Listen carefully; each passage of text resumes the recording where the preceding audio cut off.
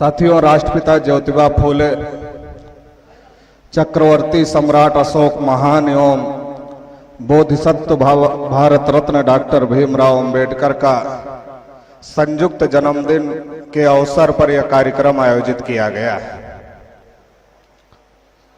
साथियों, हम सम्राट अशोक, ज्योतिबा फूले और बाबा साहब अंबेडकर की जयंती क्यों मना रहे हैं और ये मनाने के पीछे का मकसद क्या है?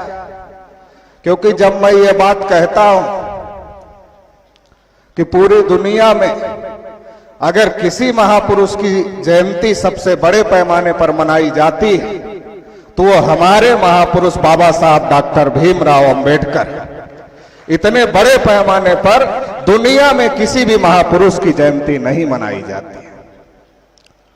लेकिन साथियों, ये बात भी सोचने और समझने की जरूरत है कि इतने बड़े पैमाने पर बाबा साहब अंबेडकर की जयंतियां मनाई जाती हैं, मगर इसके बावजूद भी बाबा साहब अंबेडकर ने जो अधिकार दिए, उन अधिकारों पर आज हमले हो रहे हैं और वो अधिकार हमसे छीने जा रहे हैं। कारण क्या है, ये सोचने और समझने की जरूरत है। इसका एक बहुत बड़ा कारण यह भी है,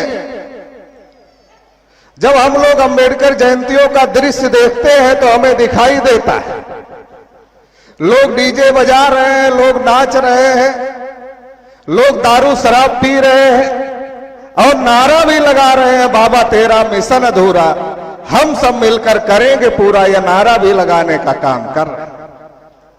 तो क्या बाबा साहब ने कहा था दारू पीकर नाच लेना, साल के 365 दिन में एक दिन दारू पीकर नाच लेना, डीजे लगाकर नाच लेना, इससे मिशन पूरा हो जाए?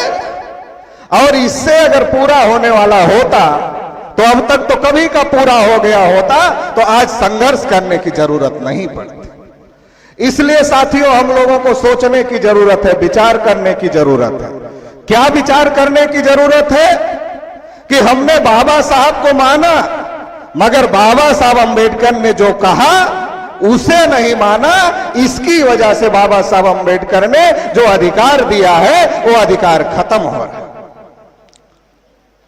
जो हमारे पिछड़े वर्ग के साथी हैं उसमें बहुत सारे लोग बाबा साहब अंबेडकर को न मानते हैं न जानते हैं। शेड्यूल कास्ट में ज्यादातर लोग बाबा साहब अंबेडकर को मानते हैं, लेकिन कम लोग ही जानते हैं और उनकी कही गई बातों पर कम लोग ही अमल करते हैं, ज्यादातर लोग अमल करने का काम नहीं करते। इसलिए साथियों, हम लोगों को समझना पड़ेगा कि ये फूले साहू अंबेडकर की लड़ाई क्या थी। इस लड़ाई को समझना पड़ेगा और वो लड़ाई खत्म हो गई या अभी चल रही है, इसको समझना पड़ेगा और समझकर लड़ाई को लड़ना पड़ेगा। ये हम लोगों को करना पड़ेगा। केवल नारा लगाने से, केवल नाचने से बाबा साहब अंबेडकर का मिशन पूरा होने वाला नहीं। तो लड़ाई क्या थी? बाबा साहब अंबेडकर जिस बात के लिए लड़ रहे थे, ज्योतिबा फूले जिस बात के लिए लड़ रहे थे, वो लड़ाई क्या थी, इसको समझना होगा। और इसको समझने के लिए जो भारत का इतिहास है, उस इतिहास को समझना होगा।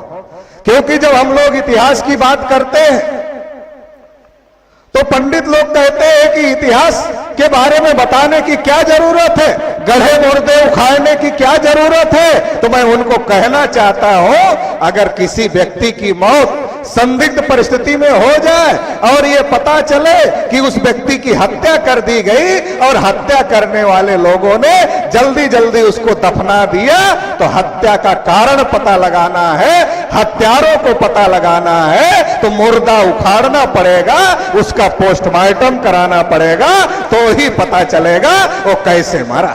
आजादी के 70 साल में हमारे पुरखों को यह बताया गया था, जब देश में आजादी की लड़ाई चल रही थी, कि अंग्रेज तुम्हारी समस्याओं के कारण है, अगर अंग्रेजों को खदेड़ दोगे तो तुम्हारी आने वाली नस्लें, आने वाली जनरेशन आजाद हो जाए। हमारे पिछड़े वर्ग के पुरखों ने, हमारे अनुसूचित जाति के पुरखों ने, हमारे अनुसूचित जनजाति के पुरखों ने, हमारे माइनॉरिटीज के पुरखों ने क्या किया? अंग्रेजों को खदेड़ने का काम किया। अगर हमारे लोग अंग्रेजों को खदेड़ने का काम नहीं करते तो अंग्रेज भागने वाले नहीं थे। ये 3.5% के लोग, इनकी औकात नहीं थी कि अंग्रेजों को यहां से भगा देते। ये हमारे पुरखों की वजह से अंग्रेज भागे, हमारे पुरखों ने जेल जाना कबूल किया, हमारे पुरखों ने फांसी पर चढ़ना कबूल किया, हमारे पुरखों ने गोली खाना कबूल किया, मगर हमारे पुरखों ने सोचा कि हमारी आने वाली जनरेशन आजाद हो जाएगी। लेकिन साथियों, आजादी के 70-72 साल में आज हमारे हालात बद से बदतर हो गए।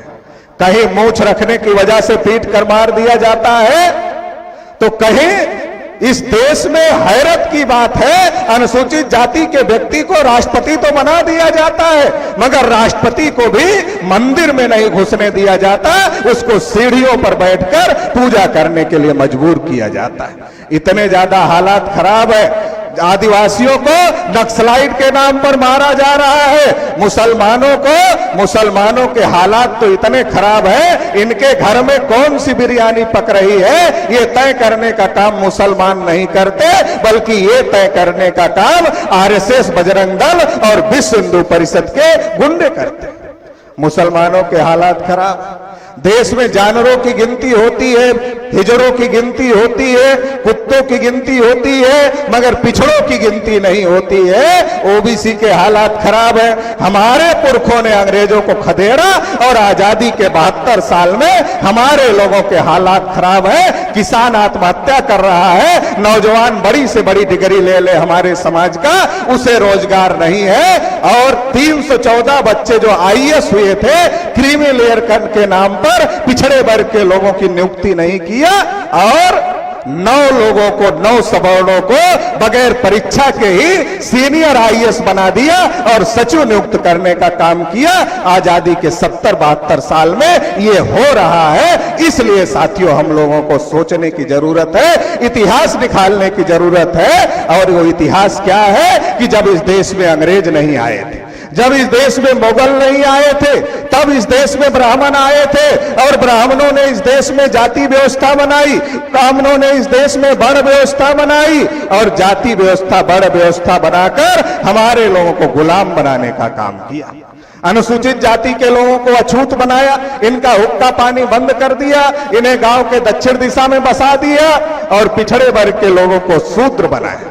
इसलिए ज्योतिबा फुले कहते थे, ये जो हमारी लड़ाई है, ये शूद्र और अति शूद्र बनाम सेठ जी, भट्ट जी की लड़ाई है। ज्योतिबा फुले शूद्र किसको कहते थे, अति शूद्र किसको कहते थे? ज्योतिबा फुले पिछड़े वर्ग के लोगों को शूद्र कहते थे और अनुसूचित जाति के लोगों को अति शूद्र कहते थे। ज्योतिबा फुले से ज्यादा विद्वान आदमी आधुनिक भारत में कोई पिछड़े वर्ग में पैदा नहीं हुआ। और इसका सबूत क्या है? इसका एक ही सबूत है कि बाबा साहब डॉक्टर अंबेडकर जैसे विद्वान आदमी भी ज्योतिबा फुले को अपना गुरु मानते थे। यही सबूत है कि ज्योतिबा फुले जितना विद्वान आदमी कोई आधुनिक भारत में पैदा नहीं हुआ। ज्योतिबा फुले क्या कहते थे? पिछड़े वर्ग के लोग शूद्र हैं, अनुसूचित जाति के लोग अति शूद्र ब्राह्मणों ने बनाया। एक को शूद्र बनाया, एक को अति शूद्र बनाया, एक को अछूत बनाया, एक को सछूत बनाया। पिछड़े वर्ग के लोगों को भ्रम है। पिछड़े वर्ग की समस्याओं का समाधान क्यों नहीं हो रहा? क्योंकि पिछड़े वर्ग के जो लोग हैं वो अपना दुश्मन डिसाइड नहीं कर पा रहे हैं, वो दुश्मन अपना डिसाइड नहीं कर पा रहे हैं। ये समस्या है। पिछड़े वर्ग के लोगों को सही सही इतिहास की जानकारी जरूरी है, भ्रम से निकलना जरूरी है। पिछड़े वर्ग को ब्राह्मणों ने शूद्र बनाया और शूद्रों को काम दिया सेवा करने का। मेरे पास कुछ पटेल लोग आए, मौर्य लोग आए, यादव लोग आए और वो कहने लगे, उन्होंने कहा, विकास जी आप हम लोगों को शूद्र घोषित कर रहे हो। तो हमने उनको कहा, ये अथॉरिटी हमारे पास में नहीं है। अगर हमारे पास अथॉरिटी आ जाए घोषित करने की, तो मैं एक बार में ही सबको ब्राह्मण घोषित कर दूं, तो ये झंझट ही खत्म हो जाएगी, ऊंच नीच की ये झंझट ही खत्म हो जाएगी, सब बराबर हो जाएंगे, कम से कम बराबर हो जाएंगे। मगर मेरे पास अथॉरिटी नहीं है। मैं तो जागृत करने का काम कर रहा हूं कि ब्राह्मणों ने पिछड़े वर्ग के लोगों को शूद्र घोषित किया और सेवा करने का काम दिया। हमने कहा अगर ऐसे नहीं मानते तो चलो प्रैक्टिकल कर लेते हैं। बोले प्रैक्टिकल कैसे होगा? हमने कहा होगा। बोले कैसे होगा? हमने कहा आप किसको शूद्र मानते हो? तो उन्होंने कहा हम तो अनुसूचित जाति के लोगों को शूद्र मानते हैं। तो हमने कहा चलो शूद्रों का काम क्या था? उन्होंने कहा शूद्रों का काम था सेवा करना अपने ऊपर के तीनों वर्णों की। तो हमने कहा चलो टेस्ट करते हैं, जिनको आप शूद्र मानते हो क्या उनकी सेवा ब्राह्मण लेगा? उन्होंने कहा कैसे टेस्ट होगा? हमने कहा गांव के पुरोहित के पास में चलते हैं और ये शेड्यूल कास्ट के आदमी को, जिन्हें ब्राह्मणों ने अछूत कहा, उसके एक आदमी को लेते हैं और गांव के पुरोहित को कहते हैं कि पंडित जी आपने इनको शूद्र घोषित किया, इनको सेवा करने का आदेश दिया, तो इनकी इच्छा जागृत हो गई है, ये आपकी सेवा करना चाहते हैं, तो इनका दिया हुआ एक गिलास पानी आप ग्रहण करो। मैंने यादव कुर्मी मौर्या लोगों को पूछा, पटेल लोगों को पूछा, पिएगा? चमार के हाथ का दिया पानी पिएगा? बोला कैसे पिएगा, वो तो अछूत है। तो हमने कहा साबित हो गया वो अछूत है, और जो अछूत है वो सेवा नहीं कर सकता। जो अछूत है, जो छू ही नहीं सकता, वो सेवा कैसे कर सकता? फिर सेवा कौन करता है? यादव जी दूध दही घी देने का काम करते, मौर्या जी सब्जी भाजी देने का काम करते, पटेल जी अनाज देने का काम करते, नाई जी दाढ़ी बाल बनाने का काम करते, विश्वकर्मा जी खटिया मचिया बनाने का काम करते, माली जी फूल देने का काम करते, कहार जी पानी भरने का काम करते, कुम्हार जी बर्तन बनाकर देने का काम करते। ये सारी जातियां किसमें आती? ये सारी जातियां किसमें आती है आज की तारीख में? तो सारी की सारी जातियां पिछड़े वर्ग में आती है। जो सेवा करती थी वो सारी की सारी जातियां पिछड़े वर्ग में आती थी। इससे यह साबित होता है कि ब्राह्मणों ने पिछड़े वर्ग के लोगों को शूद्र बनाया और पिछड़े वर्ग के लोगों को सेवा का काम लिया। और जब पिछड़े वर्ग के लोगों ने पूछा कि पंडित जी हम आपकी सेवा करते रहे तो हमें क्या मिलेगा, तो ब्राह्मणों ने कहा इस जन्म में कुछ नहीं मिलेगा। तो इस जन्म में क्यों नहीं मिलेगा? नहीं तो ये जो जन्म है ये तो पिछले जन्मों का फल है ना। ये जो जन्म है ये तो पिछले जन्मों का फल है, और पिछले जन्म में तुमने अच्छे काम किए नहीं, ब्राह्मणों की सेवा की नहीं, तो पिछले जन्म की वजह से तुम्हारा ये जन्म खराब हो गया है। और अगर इस जन्म में भी निष्काम भाव से, निष्काम भाव का मतलब है बगैर किसी उम्मीद के निष्काम भाव से ब्राह्मणों की सेवा करो, तो ऐसा हो सकता है कि अगले जन्म में तुम भी ब्राह्मण हो जाओ। ऐसा हो सकता है। हमारे पिछड़े वर्ग के लोगों की हजारों पीढ़ियों ने ब्राह्मणों का निष्काम भाव से सेवा किया। निष्काम भाव से सेवा क्यों किया? कि हो सकता है अब ये जन्म तो व्यर्थ ही चला गया है, कम से कम अगला जन्म तो सुधार ले। तो अगला जन्म सुधारने के चक्कर में हमारे पिछड़े वर्ग के लोगों ने निष्काम भाव से हजारों पीढ़ियों ने ब्राह्मणों की सेवा किया, मगर फिर भी ब्राह्मण नहीं हुए। अब आप कहेंगे आप अगला जन्म देखने गए थे कि ब्राह्मण नहीं हुए, तो मेरे पास इसका सबूत है कि हमारे लोग ब्राह्मण नहीं हुए। क्यों? क्योंकि ओबीसी के लोग 52% है।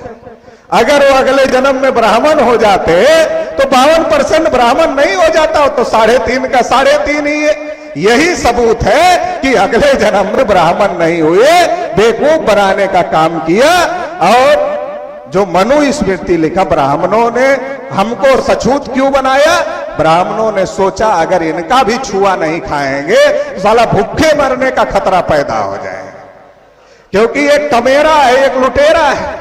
जो SC ST OBC माइनॉरिटी के लोग हैं, खुद मेहनत करते हैं, खुद पैदा करते हैं और खुद पैदा करके खाते हैं, ये तो कमेरा वर्ग के लोग हैं। और जो वो है वो कमाता नहीं है, वो लुटेरा है, वो लूटने का काम करता है, कमाने का काम नहीं करता है, लूटने का काम करता है। तो लूटता है, धर्म के नाम पर लूटता है, डर दिखाकर लूटता है। अगर पिछड़े वर्ग में बच्चा पैदा हो जाए, अगर पिछड़े वर्ग में बच्चा पैदा हो जाए तो हमारे लोग नाम नहीं रखते। हमारे लोग सोचते साला हम ही रख लें तो कुछ गड़बड़ ना हो जाए, इसलिए दौड़ते दौड़ते पंडित के यहाँ जाते हैं और पंडित को नाम पूछते।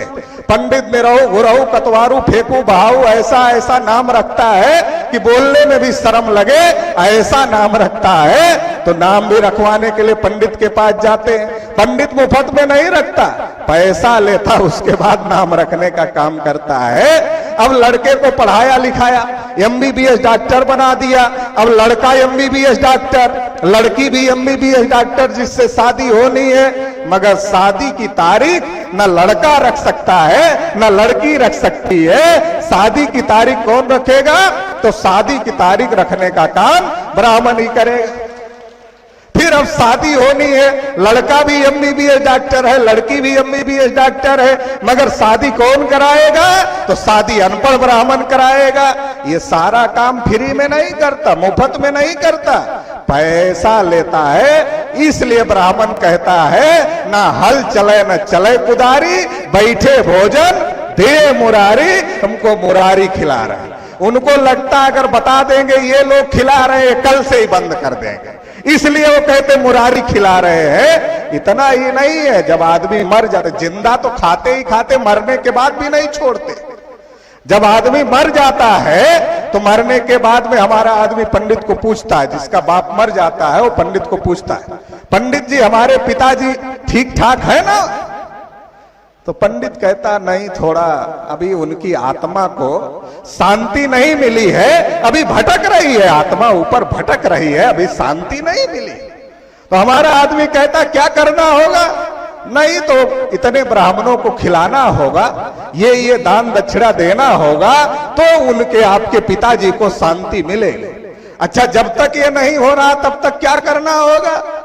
तो पिताजी रात में आ सकते हैं, तुमको परेशान कर सकते हैं, इसलिए हंसुआ वसुआ रख के सर के पास सोया करो।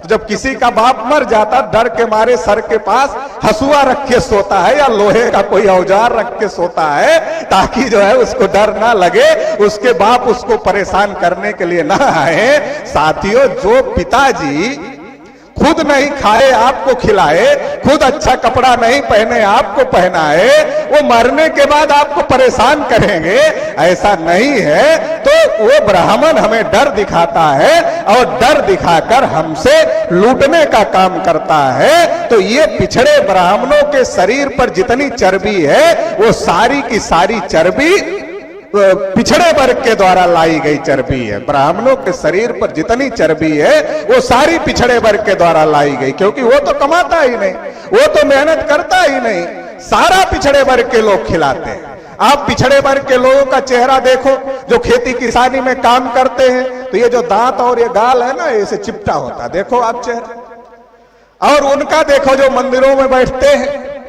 2-2 कुंटल के होते हैं, अगर आप वजन करो तो 2 कुंटल से भी ज्यादा के मिलेंगे। क्यों? क्योंकि हमारे लोग कमाते हैं, मगर दूध दही घी अच्छी अच्छी चीजें पंडित जी को खिलाते हैं, खुद तो खाते ही नहीं है। इसलिए हमारे लोगों के चेहरे पर चमक नहीं होती और उनके चेहरे पर चमक होती है। तो ये ब्राह्मणों ने लूट की व्यवस्था बनाई, वर्ण व्यवस्था बनाई, पिछड़े वर्ग को अधिकार वंचित किया, पढ़ने के अधिकार से वंचित किया, धन संपत्ति रखने के अधिकार से वंचित किया, बोलने सुनने के अधिकार से वंचित किया। जो मनु स्मृति लिखी गई, वो मनु स्मृति शेड्यूल कास्ट के विरोध में नहीं, पिछड़े वर्ग के विरोध में लिखी गई। आज भी ओबीसी के लोग भ्रम में हैं कि मनु स्मृति शेड्यूल कास्ट के विरोध में लिखी गई, पिछड़े वर्ग के विरोध में लिखी गई। क्यों? उसमें लिखा है, अगर इनके कान में ज्ञान का वेद का एक शब्द पड़ जाए तो शीशा पिघलाकर डाल देना चाहिए। तो क्या ब्राह्मण जिनका अछूतों का मोहल्ला अलग कर दिया, गांव के दक्षिण में बसा दिया, तो पंडित अपने मोहल्ले से निकलेगा और वेद पढ़ने के लिए शेड्यूल कास्ट के मोहल्ले में आएगा? ऐसा तो है नहीं, शेड्यूल कास्ट के मोहल्ले में आकर वेद नहीं पढ़ेगा। फिर कहां पढ़ेगा पंडित? अपने मोहल्ले में पढ़ेगा। तब तो माइक चलता नहीं था, तो अपने मोहल्ले में पढ़ेगा, शेड्यूल कास्ट के कान में आवाज पड़ेगी। ऐसा तो था नहीं, अपने मोहल्ले में पढ़ेगा। जब अपने मोहल्ले में पढ़ेगा तो आवाज किसके कान में पड़ेगी? अब मान लो पंडित वेद पढ़ रहा है और यादव जी दूध लेकर पहुंच गए। पंडित वेद पढ़ रहा है, यादव जी दूध लेकर पहुंच गए, तो क्या होगा? यादव जी के कान में शब्द पड़ गया तो लिखा। अगर शूद्र के कान में वेद का शब्द पड़ जाए, शीशा पिघला कर डाल देना चाहिए। अब मान लो पटेल जी अनाज लेकर गए और देखा कि वेद रखा हुआ है, उसको उलट पलट कर देखने लगे तो मनुस्मृति में लिखा, अगर आंख से देख ले तो आंख में सुच्चा डाल देना चाहिए। मान लो मौर्य जी सब्जी लेकर गए और पंडित वेद पढ़ रहा है और इन्होंने भी उसको दोहराना शुरू कर दिया, क्योंकि आदमी की आदत ही होती है, कोई गाना चल रहा है तो सुनते सुनते आदमी गुनगुनाने लगता है। तो लिखा, अगर उच्चारण करे तो जीभ काट लेनी चाहिए। कहने का मतलब यह है, जब इस देश में अंग्रेज नहीं आए थे, जब इस देश में मुगल नहीं आए थे, तब इस देश में ब्राह्मण आए। ब्राह्मणों ने जाति व्यवस्था बनाई, वर्ण व्यवस्था बनाई और जाति व्यवस्था वर्ण व्यवस्था बनाकर ब्राह्मणों ने इस देश के मूल निवासियों को गुलाम बनाया, अधिकार वंचित किया। इसलिए 1848 में ज्योतिबा फुले ने हमारी आजादी की लड़ाई शुरू किया। जब गांधी जी पैदा नहीं हुए थे तब शुरू किया और उन्होंने कहा, पहले ब्राह्मणों की गुलामी से आजाद हो जाओ, अंग्रेजों की गुलामी से बाद में आजाद हो जाओ। ज्योतिबा फुले ब्राह्मणों की गुलामी से आजादी की लड़ाई लड़ रहे थे। छत्रपति साहू महाराज ब्राह्मणों की गुलामी से आजादी की लड़ाई लड़ रहे थे। बाबा साहब डॉक्टर अंबेडकर ब्राह्मणों की गुलामी से आजादी की लड़ाई लड़ रहे थे। ये जो फूले साहू अंबेडकर पेरियार की लड़ाई थी, ये ब्राह्मणों की गुलामी से आजादी की लड़ाई थी, क्योंकि ये जानते थे कि अंग्रेजों से ज्यादा, मुगलों से भी ज्यादा खतरनाक ये लोग हैं। इसलिए इनसे आजादी की लड़ाई फूले साहू अंबेडकर पेरियार लड़ रहे थे। ये जो लड़ाई है, इस लड़ाई को समझना होगा। पिछड़े वर्ग के लोग ज्योतिबा फुले को नहीं जानते, गांधी जी को जानते, मगर गांधी जी ने हमारे लिए कोई भी काम नहीं किया। पिछड़े वर्ग के लोग साहू महाराज को नहीं जानते, मगर तिलक को जानते हैं। 1918 में साउथ बोरो कमीशन के सामने जब बाबा साहब अंबेडकर ने अनुसूचित जाति के लिए रिजर्वेशन की मांग किया, भास्कर राव यादव ने ओबीसी के लिए मांग किया, तिलक ने कहा, तेली को संसद में जाकर क्या तेल निकालना, कुर्मी को संसद में जाकर क्या हल चलाना, दर्जी को संसद में जाकर क्या कपड़े सिलने हैं, तेली तमोली और कुनबटों को संसद में जाकर क्या करना है। जिस तिलक को आप अपना नेता मानते हो, अपना मसीहा मानते हो, वो तो आपको संसद में जाने से रोक रहे थे। तो तिलक की आजादी हमारी आजादी नहीं हो सकती। तिलक के बाद गांधी जी नेता बने। गांधी जी ने एक भी पिछड़े वर्ग के आदमी को संविधान सभा का टिकट नहीं दिया। और बाबा साहब अंबेडकर जो अधिकार लेकर आए थे, पूना पैक्ट के माध्यम से उसे खत्म करवाने का, निष्प्रभावी करवाने का काम किया। और जवाहरलाल नेहरू, जिन्हें पिछड़े वर्ग के लोग अपना नेता मानते हैं, बाबा साहब के आर्टिकल 340 लिखने के बावजूद में भी जवाहरलाल नेहरू पिछड़े वर्ग के लिए आयोग का गठन नहीं कर रहे थे। बाबा साहब अंबेडकर ने इस्तीफा दिया कानून मंत्री पद से। आज पिछड़े वर्ग के बहुत सारे नेता हैं, समाज के अधिकार के लिए गांव के प्रधान के पद से भी इस्तीफा नहीं दे सकते। केंद्रीय मंत्री तो बहुत बड़ी बात है, गांव के प्रधान के पद से भी इस्तीफा नहीं दे सकते। बाबा साहब अंबेडकर ने पिछड़े वर्ग के अधिकार के लिए इस्तीफा दिया। मजबूर होकर नेहरू ने आयोग बनाया, मगर उस आयोग की रिपोर्ट को, कालेलकर कमीशन की रिपोर्ट को कचरे के डब्बे में डालने का काम भी जवाहरलाल नेहरू ने किया। पिछड़े वर्ग के साथ धोखा करने का काम किया। सारे मुख्यमंत्रियों को चिट्ठी लिखा, आरक्षण पर अमल न किया जाए। तो ये जो साथियों ब्राह्मणों ने अंग्रेजों को भगाने का काम किया, मगर ब्राह्मणों ने कब्जा कर लिया। सरदार पटेल को प्रधानमंत्री बनना था, उनके पास बहुमत था, मगर उन्हें नहीं बनाया। और गांधी जी ने जवाहरलाल नेहरू को देश का प्रधानमंत्री बनाया। और इसकी वजह से सभी तंत्रों पर, लोकतंत्र के, ब्राह्मणों का कब्जा हो गया। कांग्रेस बीजेपी अलग अलग नहीं है। जब 92 में मंडल कमीशन का धोखा हुआ तो बीजेपी के लोगों ने मंदिर मस्जिद का आंदोलन खड़ा किया। रामलला हम आएंगे, मंदिर वही बनाएंगे, तारीख नहीं बताएंगे। विनय कटियार को आगे किया, उमा भारती को आगे किया, कल्याण सिंह को आगे किया, पिछड़े वर्ग के नेताओं को आगे किया और हम लोगों का समर्थन ले लिया। और जो हमारे अधिकार का मुद्दा था, वो मुद्दा दब गया। आज सारे नेताओं के पिछवाड़े पर लात मार दिया, पिछड़े वर्ग का इस्तेमाल करो और फेंक दो। नरेंद्र मोदी पिछड़े वर्ग के नाम पर प्रधानमंत्री बने। और आज भी वो कह रहे हैं मैं पिछड़े वर्ग का हूं, इसलिए लोग मुझे ऐसा करते हैं। तो पिछड़े वर्ग के विरोध में नरेंद्र मोदी ने 4 बड़े फैसले लिए। पहला बड़ा फैसला लिया, जानवरों की गिनती करने का आदेश दिया। मगर पिछड़ों की गिनती करने का आदेश नहीं दिया। दूसरा बड़ा फैसला लिया, 314 बच्चे जो पिछड़े वर्ग के आईएएस हो गए थे, क्रीमी लेयर के नाम पर उनको रोकने का काम किया। तीसरा बड़ा फैसला लिया, पिछड़े वर्ग के बच्चों की स्कॉलरशिप बंद करने का काम किया। चौथा बड़ा फैसला लिया, पिछड़े वर्ग को बजट में हिस्सा नहीं दिया। ये नरेंद्र मोदी अपने को पिछड़ा कहते हैं और पिछड़े के विरोध में फैसले ले रहे हैं। कारण क्या है? नरेंद्र मोदी मुख नहीं है, नरेंद्र मोदी मुखौटा है। नरेंद्र मोदी मुखौटा है, आरएसएस के ब्राह्मण नरेंद्र मोदी का मुखौटा लगाए हुए हैं। हम देखते हैं, हमको लगता है नरेंद्र मोदी है और पीछे से आरएसएस के ब्राह्मण नरेंद्र मोदी को चला रहे हैं। इसलिए हमारे विरोध में फैसले हो रहे हैं। इसलिए साथियों, हमको सोचने और समझने की जरूरत। आज तो लोकतंत्र, संविधान सब खतरे में है। संविधान की प्रतियां जलाई गई। इसका कारण क्या है खतरे का? कांग्रेस ने सभी लोकतांत्रिक संस्थानों पर ब्राह्मणों का कब्जा करवा दिया। कांग्रेस और बीजेपी ने मिलकर ब्राह्मणों का कब्जा पूरे देश में करवा दिया। इसलिए उनको डर नहीं लगता है। वो कभी किसी का पर्चा खारिज कर देते हैं, कभी कुछ कर देते हैं। उनको डर ही नहीं लगता किसी का, क्योंकि सभी संस्थानों पर ब्राह्मणों का कब्जा हो गया है। लेकिन साथियों, मैं ये कहना चाहता हूं, इससे हम लोगों का उत्साह कम नहीं होता, बल्कि 3 गुना और ज्यादा बढ़ जाता है। क्योंकि हम केवल चुनाव की तैयारी नहीं कर रहे हैं, बल्कि आने वाले समय में इस देश में जन आंदोलन की तैयारी कर रहे हैं और अपनी आने वाली नस्लों को आजाद कराने की तैयारी कर रहे हैं। मेश्राम साहब जब बोलते थे कि सारी जगह ब्राह्मणों का कब्जा हो गया है, असंवैधानिक काम हो रहा है, लोग नहीं मानते थे। आज लोगों के आंखों के सामने दिखाई दे रहा है, तो लोग मानने लगे हैं। और लोग अभी ये मान रहे हैं कि इस देश में जन आंदोलन के अलावा दूसरा कोई विकल्प नहीं है। तो साथियों, बहुत बड़ी लड़ाई इस देश में चल रही है। इस लड़ाई को हम लोगों को मिलजुल करके लड़ना होगा। और मिलजुल करके, ये अलग अलग लड़ने का समय नहीं है। एससी बीसी माइनॉरिटी को आपस में लड़ने का समय नहीं है। क्यों नहीं लड़ने का समय है? किसी के पास कुछ नहीं है। आपस में लड़ोगे तो कुछ भी मिलने वाला नहीं है। किसी के पास कुछ होगा तो मिलेगा। इस देश की विधायिका पर ब्राह्मणों ने कब्जा कर लिया, इस देश की कार्यपालिका पर ब्राह्मणों ने कब्जा कर लिया, न्यायपालिका पर कब्जा कर लिया, मीडिया पर कब्जा कर लिया, सभी संस्थानों पर कब्जा कर लिया।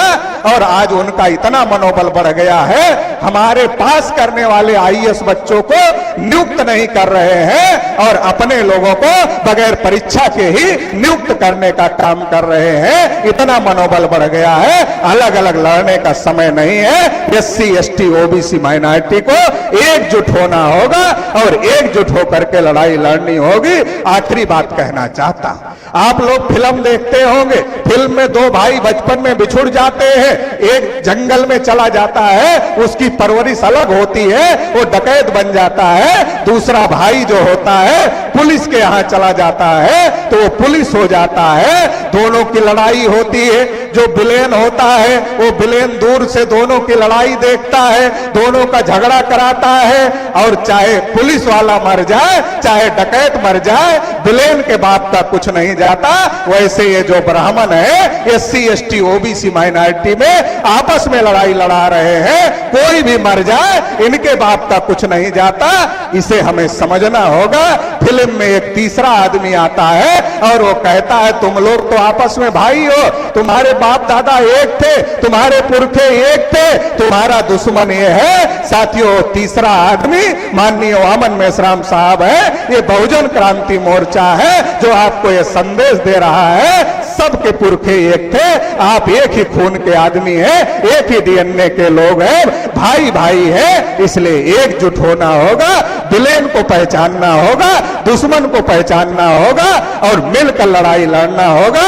जैसे फिल्म में विलेन का अंत होता है, वैसे वास्तव में हमें अपने दुश्मन का अंत करना है और इस देश में इंसाफ कायम करना है। इंसाफ क्या है? जिसकी जितनी संख्या भारी उसकी उतनी हिस्सेदारी। ये इंसाफ की लड़ाई है। इस लड़ाई में आप लोग साथ सहयोग करेंगे, ऐसी आशा अपेक्षा के साथ आपने मुझे सुना, इसके लिए आभार, धन्यवाद। जय मूल्य।